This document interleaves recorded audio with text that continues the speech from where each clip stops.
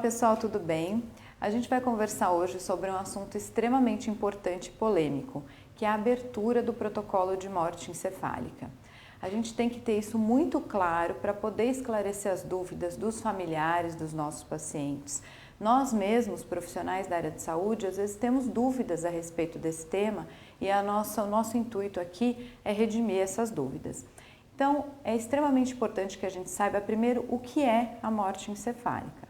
Um paciente em morte cefálica, ele tem a parada irreversível, é importante a gente frisar isso, irreversível de todas as funções encefálicas, tanto de tronco encefálico quanto de hemisférios cerebrais. Então não há mais função cerebral. Esse indivíduo, tecnicamente, ele já está morto, mas muitas vezes a dúvida vem porque o coração ainda está batendo, porque nós estamos mantendo esse indivíduo entubado, com drogas vasoativas, ele não está respirando, mas ele está no ventilador mecânico. Então, de forma artificial, esse indivíduo é mantido, mas nós precisamos realmente confirmar esse diagnóstico de morte cefálica para que aí sim todo o processo de doação e transplantes seja então continuado, tá? Então, é muito importante que a gente saiba que há necessidade e é um diagnóstico de notificação compulsória. Então, nós realmente precisamos notificar esses casos. Há necessidade do preenchimento do termo de declaração de morte encefálica. É claro, gente, aqui é o médico quem deve fazer esse preenchimento. Na verdade, são 2 médicos com um intervalo entre uma bateria de testes e outra bateria de testes de no mínimo 6 horas, vai variar de acordo com a idade, nós vamos explicar isso com um pouco mais de detalhes, mas são 2 médicos, de preferência um deles sendo neurocirurgião ou neuroclínico, e esses médicos não podem fazer parte da equipe de captação de órgãos, obviamente. Então, gente, primeira coisa é identificar esse potencial paciente em morte cefálica. Quem estará nessas condições? Uma pessoa que está em Glasgow de 3, né? Então, lembrando da escala de coma de Glasgow, ele não tem nenhuma abertura ocular, ele não tem resposta verbal e ele não tem também nenhuma resposta motora, nem a estímulo doloroso, a nenhum tipo de estímulo. Então, esse indivíduo está em Glasgow de 3. Chama atenção porque a gente no exame clínico nota que ele também não apresenta reflexos de tronco e aí nós vamos fazer esses testes todos. Então, nesse momento, deve ser pensado o diagnóstico de morte cefálica e deve então ser aberto esse protocolo. O próprio termo, ele é bastante didático, tá? Então, vocês vão ver, vai ficar um link para vocês verem esse termo, como ele deve ser preenchido e conforme você vai preenchendo, você já vai vendo o que exclui e o que realmente confirma o diagnóstico. Então, a primeira coisa é identificar o paciente, né? Colocar corretamente a identificação.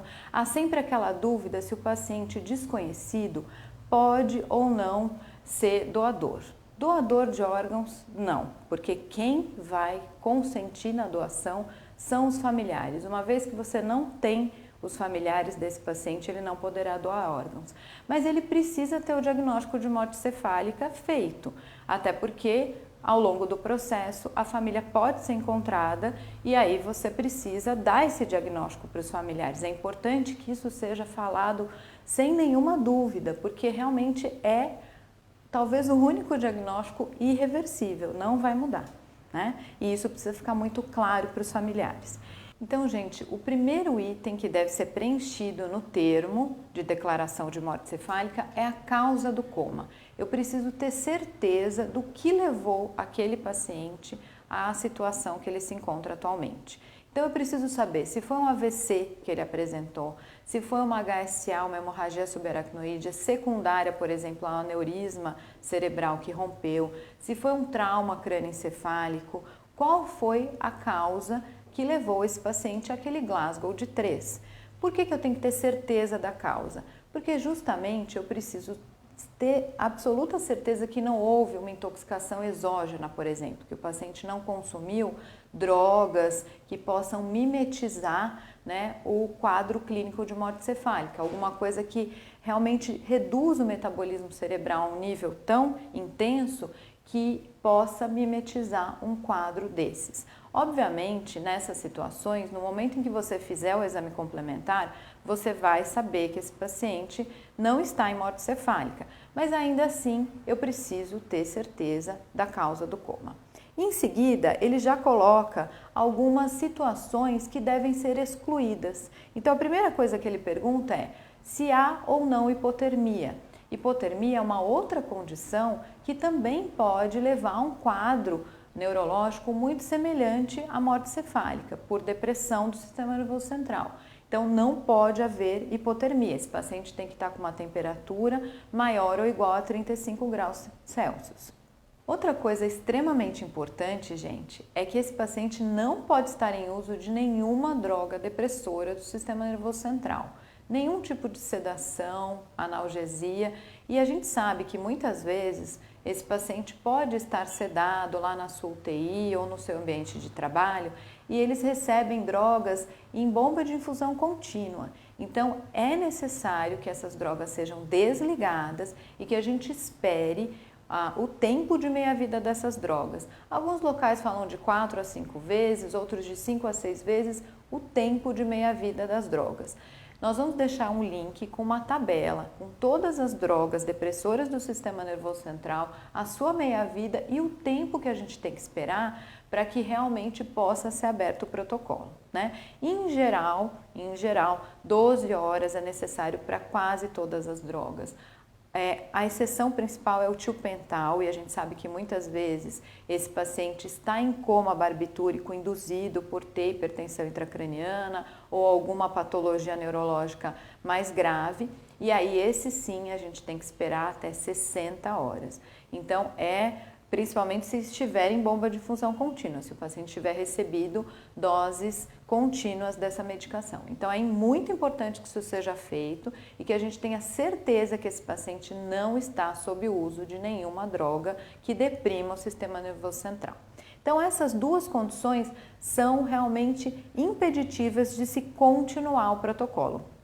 Se houver qualquer uma delas, deve ser corrigida antes de dar continuidade ou deve ser interrompido o protocolo naquele momento. Apesar de não estar explícito aqui no termo, é óbvio que esse paciente precisa estar estável do ponto de vista hemodinâmico, então com uma PAM, uma pressão arterial média maior ou igual a 65 ou uma pressão arterial sistólica maior do que 90 a 100 milímetros de mercúrio, mesmo que com drogas vasoativas, que a gente sabe que muitas vezes eles vão estar usando drogas para manter essa pressão.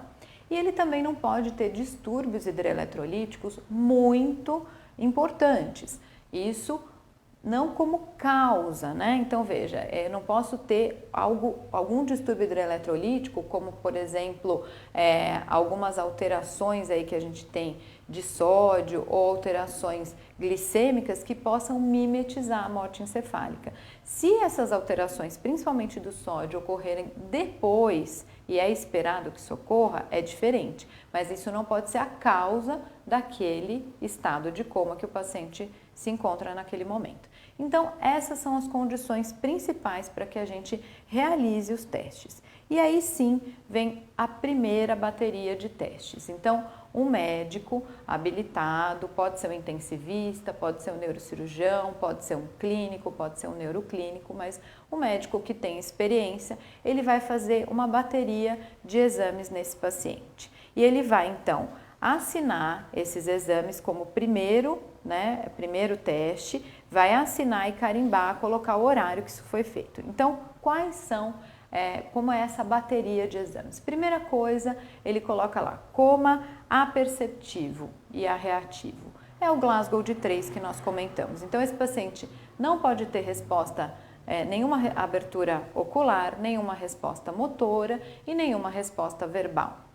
Esse paciente também, a gente deve ter muito claro isso, você deve fazer o estímulo doloroso nos 4 membros, Muita gente opta por fazer na região de apêndice estifoide, pode fazer também, mas nunca esquecer de fazer nos 4 membros e nunca esquecer de fazer em face. É importante que isso seja feito e testado com bastante tranquilidade. Além disso, nós vamos testar os reflexos de tronco desse paciente. Então, o primeiro que ele coloca aqui no termo são pupilas fixas arreativas. Então, nós vamos testar o reflexo fotomotor. Nós vamos olhar as pupilas desse paciente e ele não vai apresentar nenhuma alteração pupilar quando você jogar a luz, né, o estímulo luminoso nos olhos, tanto de um lado quanto do outro. Então, tem que ser feita a abertura ocular e colocado, então, o estímulo luminoso, a luzinha ali para ver se a pupila tem algum tipo de reação. Não deve haver reação alguma. O reflexo fotomotor estará ausente no paciente com morte encefálica. O próximo reflexo de tronco é a ausência de reflexo, então, córneo-palpebral. Então, nós vamos testar o reflexo córneo-palpebral, que é o reflexo de piscar. Então, você vai, e aqui a gente recomenda que se tenha cuidado, não pode esfregar gaze ou algodão na córnea, porque a córnea é um dos tecidos que pode ser doado, então faça com cuidado, mas faça esse teste. Você deve abrir o olho do paciente e fazer o reflexo para ver se ele apresenta o reflexo de piscar. Obviamente, ele não vai apresentar o reflexo córneo-palpebral. O próximo teste é o reflexo óculo-cefálico, que popularmente é conhecido como olhos de boneca. Então, para a gente entender de uma maneira mais fácil, a boneca tem lá os olhos pintadinhos, né? E quando você vira a cabeça da boneca para um lado ou para o outro, o olhar acompanha esse movimento. Isso é porque, obviamente, não existe o reflexo óculo-cefálico, é o que nós vamos encontrar no paciente em morte cefálica, porque normalmente esse reflexo, quando a gente vira a cabeça, a tendência do olhar é que ele fique parado num ponto fixo e não que ele acompanhe o movimento. Mas, obviamente, esse paciente não possui esse reflexo presente, portanto, quando você virar a cabeça do paciente, você deve se posicionar atrás do paciente, abrir os olhos e fazer essa movimentação